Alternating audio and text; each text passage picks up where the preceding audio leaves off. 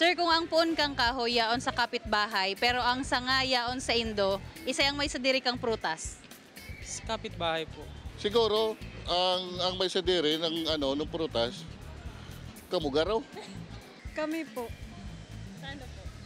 Yun po sa mo si Sanga. Sa puon mangyari po yan. Pwede ito maghagad si nakalampas sa kudal. Pero dahil nung ka na pwede kang magbuot, basta si puon sa balyo. Kapitbahay pa rin. Kasi sila po yung may-ari nung main branch. Main branch? Pag may bunga, sa kuya yan. Pero pag mayo na, senda na muna. Kung ang puon yaon sa kapitbahay, pero ang sanga yaon sa Indo, sisay ang may sadiri kang prutas. Samuya na po. Taano sa Indo? Syempre may limit lang po yung parang property po ninda. Kumbaga, syempre lagpas na sa bakod. Yung kataid, samuya na. Samuya. Kami. Taano ka mo? Iyaan na sa sa bakod ni. Iyo. Anong gigibon mo sa prutas? Kaka na.